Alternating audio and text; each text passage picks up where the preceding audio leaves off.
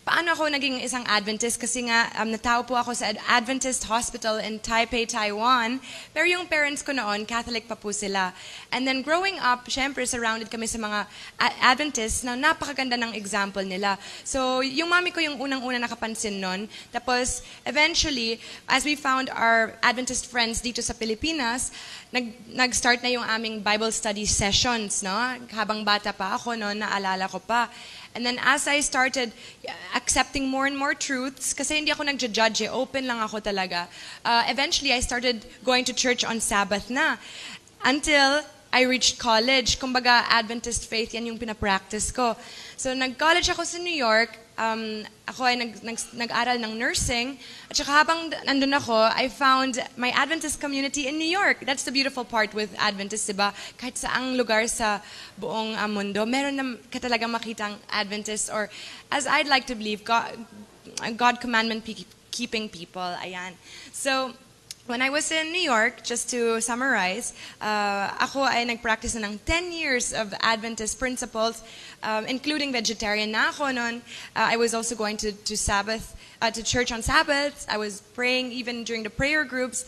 Kulang na lang na magpa-baptize ako. So, true enough, na-convince ako ng pastor ko noon sa New York na okay yan, Sandra, hindi naman kailangan perfect ka eh, kapag magpa-baptize ka. Basta you're ready to commit yourself to the Lord and walk together with Him in life. And because of this understanding, I decided to get baptized in Manhattan Seventh-day Adventist Church. And then eventually, pagbalik ko na ng Pilipinas, kasi natapos ko na rin yung pag-aaral ko doon, nakuha ko rin yung license ko, praise the Lord, I wanted to spend some time with my family in the Philippines, at saka gusto ko sana i-extend yun. Kailangan ko ng reason, diba? Bago ako bumalik sa States.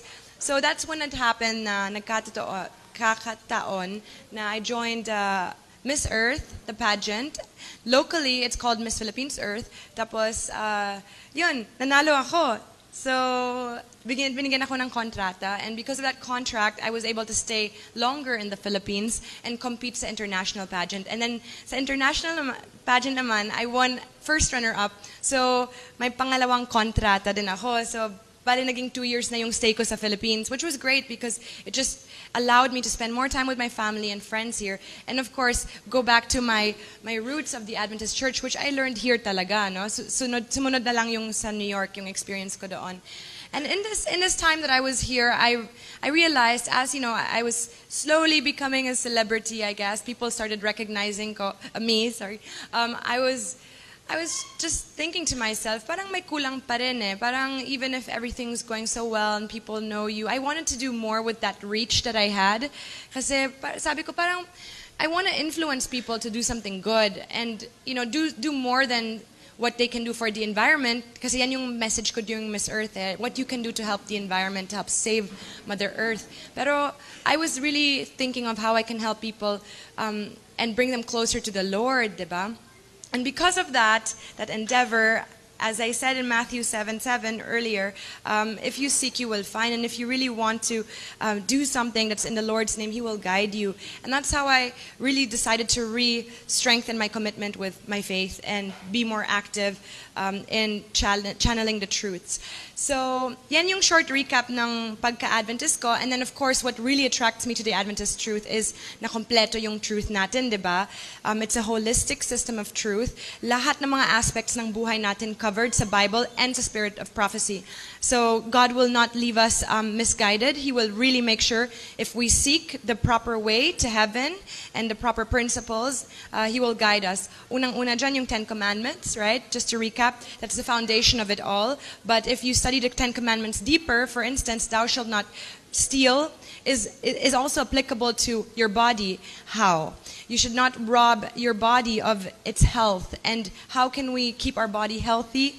It's by not polluting it and eating the right food and drinking the right things. So that then touches on the health message and so forth, no? But most importantly, maganda yung system of truth kasi when it comes, for instance, to the Sabbath, from sunset to sunset, diba? Sabi natin kanina, really have to keep it fully. Why? Why do we have to follow all these instructions? Kasi nga, sabi sa Bible that if you want to enter heaven, the standard is really high. And yung mga kasama natin, yung mga banal talaga ng mga angels. So, just to re-emphasize that, heaven isn't a place for everyone. It is for people na talagang handa para sa langit, sa Panginoon, nakaharap nila yung Panginoon habang nag-worship sila at katabi nila yung mga anghel. So sobrang banal nila, nakaluhod yan, very solemn, and that's also how we should prepare ourselves in our worship here on earth. So one day when we end in heaven and start our life with the Lord face to face and all the angels, hindi na tayo mag-adjust ng masyado kasi sanay na tayo sa practice natin here on earth. So by realizing that, parang na-appreciate ko talaga lahat yung mga commandments na binigay sa atin at bakit natin kailangan isunod yan. No? And then finally, I also shared earlier that we need to raise the standard. Sa malayo pa lang, dapat kita na yung ating difference sa ibang tao. You know, you can really see from the dress alone, sa pananalita ng isang tao ay talagang Adventist siya. And then when you dine with them, Adventist din, more strict sila sa pagkain, etc. Pero sa malayo pa lang, dapat kita na yan. Kasi God chose a specific people, right? Back in the day, it used to be the Jews, diba? Pero of course, ano nangyari? Nambako si Jesus sa cross. Kumbaga, the Lord always will have His own people in every generation through time. And to summarize, kahit ano man yung tawag sa people of God, the key here is that they are commandment-keeping people. So it all goes back to the beginning, which is to keep the 10 Commandments. Yun lang naman talaga yung sekreto is. So keep the 10 Commandments and everything that is part of the 10 Commandments. Raise the standard. Dapat iiba talaga tayo. We were entrusted with the greatest wealth of truth. No? According to Testimonies, Volume 7, page 138. Talagang I tried to remember that because we were really chosen as a peculiar people, as it says in Peter. And we have to be proud as Adventists. Huwag tayo mahiya. Kahit sa church pa lang, let's encourage one another. We need to show that brotherly love. I agree with Pastor. He emphasized that, no? Dapat tayo is nasa forefront ng example para lilitaw talaga tayo as the people of God. And hindi naman kailangan na napakaraming tayo eh. Anyway, even in politics, no, the popularity, it's not a popularity contest when it comes to the truth. Basta hold on ka lang sa truth. Usually it's the minority that has the truth eh, especially when it comes to faith and religion. So let's just continue to seek the Lord. That's my message in a nutshell na binanggit ko kanina. Now, for this afternoon, I thought, kasi dala ko naman talaga yung laptop ko today, maybe I can give you a little inspiration on proper Christian dress. Would that be good? Because this is very important. So at least when you go home, if you have time, you can rearrange your closet a little bit. And for the women, at least meron kayong idea paano mananamit para talagang lilitaw tayo as Adventists. And then for the men, I also have a little bit of advice on what to emphasize as important when it comes to proper dress and appearance. So I'll start off really quickly. Ito na lang yung guide ko. As I mentioned, nabigla ako kanina eh. I'd really like to highlight yung fashion in today's generation. Diba kung lalabas tayo, for example, kahit sa mall or sa taglabas, usually, maraming fashion conscious. Kumbaga, talagang pinag-isipan ng mga tao ngayon yung dinadamit nila. Dapat kailangan, yes, sunod sa uso, exactly. Trendy ba yung damit ko? Mapa-impress ko ba yung mga tao or yung crush ko, for example? So, yung message ko lang dyan is we don't have to impress anyone except the Lord. And the Lord doesn't even mind if our clothes are very simple as long as they're clean and also what we wear will affect our health. Why? Because dapat yung suot natin, for instance, hindi siya dapat masyadong tight para sa mga babae, di ba? Minsan tight yung suot namin para fitting talaga at saka kita yung katawan. No, it should be loose and it should cover the bones and the extremities. As I said earlier, dapat sa mga babae, alam ko napakainit ngayon ng panahon, kung pwede lang shorts na lang. Pero of course, we have to be proper, right? So the longer, the better. But if you have to wear something a little shorter, dapat below the knees pa rin. Okay, para sa mga babae. Tapos dito sa sa ating extremities ng arms at saka sa chest area natin dapat covered. So to make sure that you have an idea of how it looks, I dressed up like that din today. So at least makita nyo, diba? So it's possible. It's still stylish and it's just a matter of anong quality. Dapat cotton kasi medyo mainit din ngayon ng panahon natin dito, no? And then yeah, I think you can invest in like Sabbath dress. Ako ay nagda-design na po ng mga Sabbath dresses. So, kung may internet kayo, or Instagram or Facebook, magpa-post naman ako doon, makikita nyo naman. So if you're interested, let me know. Hinahanda ko siya ngayon. But, moving on, I was saying about yung fashion sa ngayong panahon, nahalata ko rin. Kasi during the week, I work full-time for an internet company. So, familiar talaga ako sa internet. And I noticed, marami ngayong fashion bloggers. Narinig niyo na sila? Yung mga babae na hindi na sila model pero sobrang sikat sila sa internet kasi napaka-fashionable sila. So may mga blogs yan, yung mga fashion bloggers. Tapos araw-araw sila nagpa-post ng mga ibang outfit nila. Siyempre, yung mga uso, yung mga mahalin, tapos minsan miniskirt and whatnot. Lahat na ma-imagine nyo, parang ando na. Tapos biro nyo, binabayaran sila at saka binibigyan ng maraming regalo dahil lang napaka-influential nila. May following sila kasi napaka-stylish sila. So, or nila. And the problem here, and I found, I can show it to you actually from my laptop. Itong babae kasi, pangalan niya is Chiara Ferragni. She's Italian, no? Actually, I follow her as well. She's a famous fashion blogger. At saka, napakasikat yan, no? But going back to the principle itself is basically the risk with young people dahil napaka-engrossed na sila sa fashion, ito na parang naging hanap buhay nila kasi napaka-enjoy nila yung fashion, is that in the end, na-divert yung focus nila from the Lord to things like these. And it becomes really risky because they could be doing other things that are in accordance with God's will and law, no? So that's the problem. Kumbaga, fashion is also one of the snares of Satan. So we have to be really careful when it comes to Christian dress and fashion because basta mambilis, it's so easy to compromise. It's so easy na, kumbaga, okay lang, maikli lang kasi mainit. We tell ourselves and then biglang iikli yan ng iikli until spaghetti strap na yan. In fact, I heard sa mga Seventh-day Adventist churches sa US, sabi daw ni Pastor, mga spaghetti straps na sinusuot nila for Sabbath, tapos mga miniskirts. So I was just really shocked and we have to pray for them and we really have to show them that this is the proper way and it's still fashionable and beautiful and according to the Lord's will, no? So that's one thing. Aside from the fashion, it's also really important na wag na tayo paiba pa ng mukha natin. It says here, naalala niyo si Jezebel sa Bible? There's a quote that says, I think it's in Ezekiel 23:40, Jezebel painted her face and tired her hair, or her head. Face paint and ornaments belong to the uniform of the world. So just a little example lang. So yung makeup, hindi na naman talaga kailangan diba? Minsan, kung lalagay kayo ng concealer or whatnot, pwede man siguro, or lip gloss. Pero as much as possible, you try to avoid, no? Kasi we've already been blessed naturally by the Lord. So if it's not necessary, show your natural beauty na lang, di ba? And then of course, yung jewelry, hindi na rin yun kailangan eh. Alam niyo yung history ng jewelry bracelets? Sorry. It all came from the ancient times of slavery. Kasi yung mga slaves, di ba, nakaano yan sila? Yes. And then eventually, that's how it all started with it become, you know, like, may nagsabi nga sa akin ng Bible study, maliit pa ako, you know, when you wear jewelry, it's technically like you're a captive of Satan if you really think about it. Kasi siya yung nag-invento eh. So I was like, oh, wow.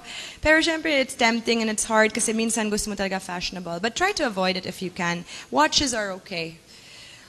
And then another thing that also is a problem with the way women dress today in particular is kasi kapag maganda yung suot mo, syempre, emphasize talaga yung outfit mo.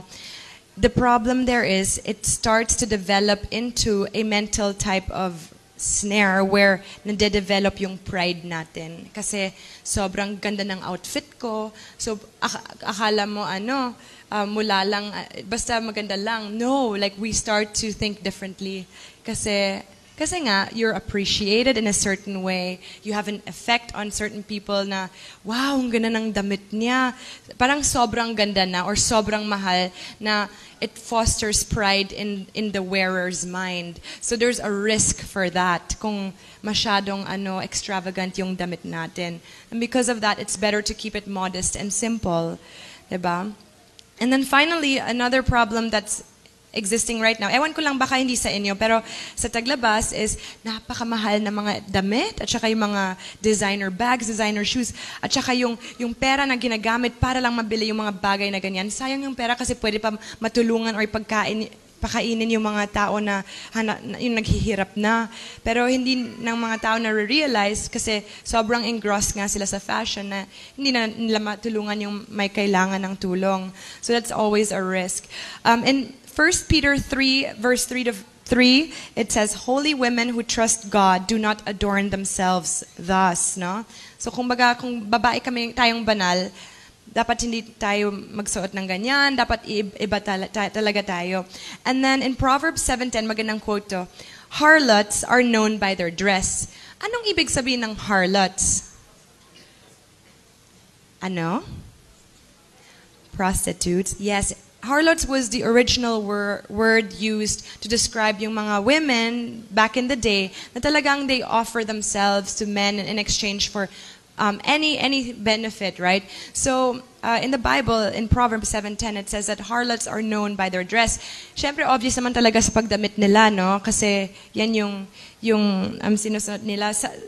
Parang whatever your character is, yung buhay mo, makikita yan sa sinusuot mo rin eh. So, in their case, it's very obvious, diba? Ayan. So, based on ano yung na-analyze natin ngayon, yung Taglabas and what the current situation is, how can we be different and what should we really wear, no? So, instead of looking at yung mga fashion bloggers as mga favorite icons natin, kilala niyo po ba si Kate Middleton? Ayan, si Kate Middleton. Diba? Siya yung nag-asawa kay Prince William. Ayan. Gwapo din yung asawa niya, no? Gwapo siyang prince. So, Kate Middleton kasi, she's a great example of dressing modestly. Meron pang konting adjustments na pwede niya magawa. Pero overall, kasi royal family siya, kailangan may dress code talaga sila. Kumbaga, if she observes the dress code, no, as a royal member, what more tayo na we're royal members of the heavenly kingdom, we should represent the way, angels dress almost, kumbaga, right? And that modesty. So, yung dress niya, sinusuot niya dito, di ba? Maganda pa rin siya, pero tamang-tama sa instructions ni Lord, di ba? Mahaba. Siyempre, dito pupunta siya sa isang event, pero you can cut it up to 3/4, like here. Still nice. So, ganun yung mga damit na dinidesign ko. So sana ipag-pray nyo rin yun ha, para palagi ako ma-inspire sa magandang designs at colors. Ito isa pang example, pero medyo short na. Pero yung kulay, diba? Malinis. At saka, ang ganda dyan, pwede rin, para hindi nyo na kailangan mag-jewelry, may accessories na lang or embellishments yung dress nyo. May details, kumbaga dito, konting beadwork, or dito, beadwork, diba? Okay na yung accent na yan sa damit nyo. So, may options talaga. Don't worry. And then finally, syempre sabi ko kanina, lahat, mga ibang fashionistas, marami silang ginagasto. Hindi naman natin kailangan maggasto eh. Basta, our dress is clean, our dress is modest, it's healthful. In fact, may mga quotations nga ako galing sa Spirit of Prophecy and Ministry of Healing kasi what we wear should be healthful. Dapat, yun nga, hindi masyadong fit, diba? So, it covers all aspects. And then, ito, very interesting, Deuteronomy 22:5. Women should not wear men's clothes, and men should not wear women's clothes. Eh, anong nangyari ngayon? Ako pa naman, mahilig ako sa pants kasi I feel so secure in pants. Pero as much as possible, avoid natin magsuot ng mga ganun bagay. Especially in fashion, right? I mean, I just had a little shot here. But even in fashion, yung mga lalaki ngayon, yung mga latest designs ng mga top designers, yung mga lalaki nakadress na eh. Kumbaga, yan na yun rin yung uso, which is not in accordance with the Bible, according to Deuteronomy. So we should really be cautious there. And then finally, this is my favorite quote for Christian dress. At saka you can use this as a foundation if ever mag-share kayo ng Christian dress sa iba. Why don't we open our Bibles in 1 Timothy 2, verse 9. Okay, so dapat dala nyo yung Bibles nyo, no? And just a little tip, kasi ako, syempre information overload to lahat na sinashare ko or kahit sinashare ng mga pastors natin. So I urge you, every Sabbath, magdala kayo ng notebook at saka ballpen para masulat niyo yung quotes. Tapos pag uwi nyo, the whole week you have time to research, recap, lahat na tinuro ng mga pastors or what you learned from me today. At least may notes din kayo kasi one day, malay nyo, nagsusuot na kayo ng napakagandang modest dress, tapos tatanungin kayo ng mga taglabas, ba't ganun yung suot mo? Alam nyo na bakit yung ginagawa yun, ano yung pinagtayuan nyo, diba? Because you studied it. It's important to study it. Hindi lang makinig. Listening is half of it. Studying it and applying it is the other half. Ayan. So 1 Timothy 2:9. In like manner also, that women adorn themselves in modest apparel, with shamefacedness and sobriety, not with broided hair or gold or pearls or costly array. So, galing na yan sa Bible mismo, no? And another really nice quote for Christian dress is in the book of Numbers, chapter 15, verse 38. So, pwede nyo na lang siya isulat, no? Basta Numbers chapter 15, verse 38, malapit na ako matapos. A Christian's dress should remind him of God's law. Kumbaga, when we dress the way we dress, which is modestly and according to the law and the instructions of the Lord, mas lalo tayo na-remind about God's law. Kasi tama yung suot natin in His eyes according to His law. So what we wear will also affect our characters and what we remember. Ayan. Why am I dressing like this? Kasi ito yung hilig ng Panginoon, 'di ba? So it has a deeper meaning than just dressing modestly itself. So Numbers 15:38 to 39 yun. And then I have two last quotes, napakaganda. Maybe you could just take note of them. The first one is in Messages to Young People, page 314.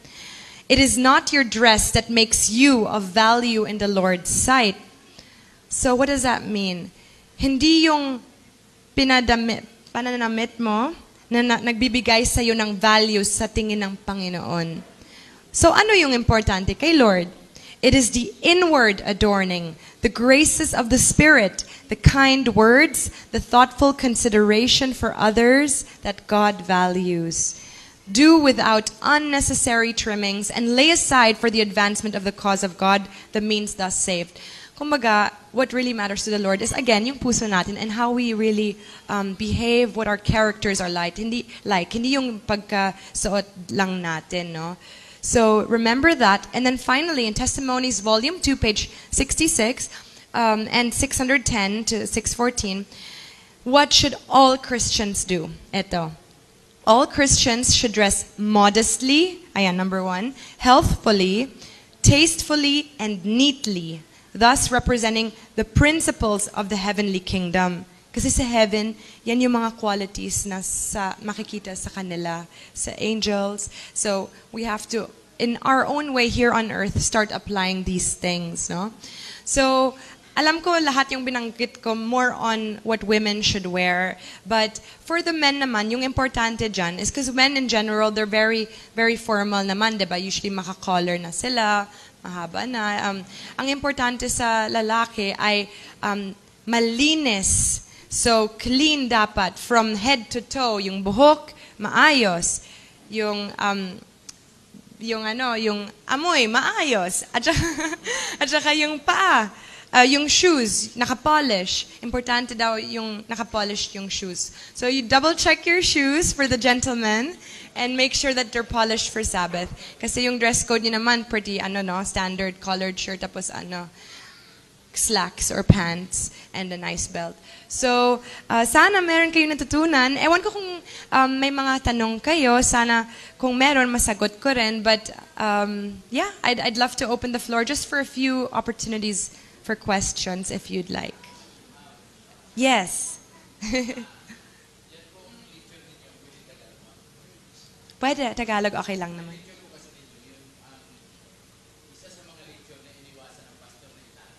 Ganon.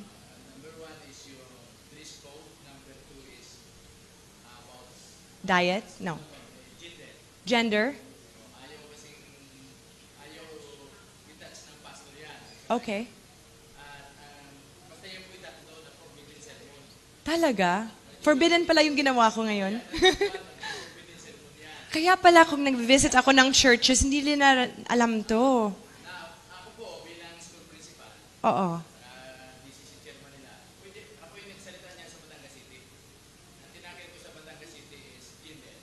Mm-hmm. Apa. Yeah.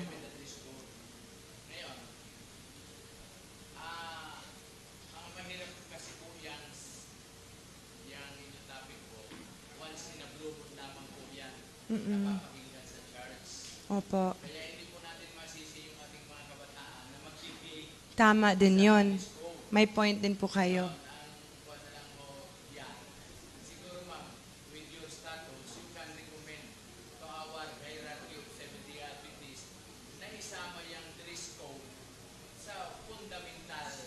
Teachings, beliefs, oo. Yeah. Mm. Yes. Mm-mm.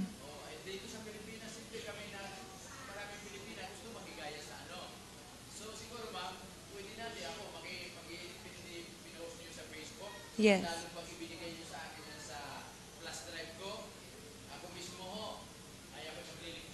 Wow, praise the Lord. Amen. Okay.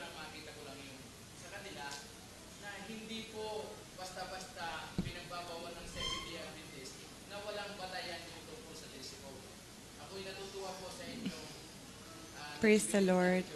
Mm-mm. Iniiwasan. Oo po. Wow, that's good to hear, and I'm medyo sige, akong bala sa inyo. I'll give you all the information you need. Actually, kasi may program naman talaga sa internet na pwede mag-upload ng mga decks and presentations. Siguro, ang gagawin ko, lahat yung mga presentations ko, pwede niyo ma-access doon, ma-download, tapos pwede kayo i-improve pa or i-optimize. But yeah, yun na yung ginagawa niyo. And I encourage you to really take notes and learn kasi yan yung truth lang talaga yung panglaban natin eh. As Jesus, when he was tempted, said, "It is written." Diba? Yan yung defense niya kay Satan kasi tinetempt siya palagi. But very, very interesting to know this feedback. And kaya pala hindi masyadong pinag-usapan. Pero don't worry, God is good, God is patient, and He's very forgiving. And there are a lot of innocent people na hindi naman nila alam. And that is why people like I are here and Pastor, because we want to, what we've learned, share with you guys para malaman nyo rin. Tapos the choice is yours. Kung gusto nyo sundin, or sundin in the future, whatever it is. But I always encourage you to apply right away. And remember, it's always for the best interest of the Lord. So it's not difficult. State of mind lang yon.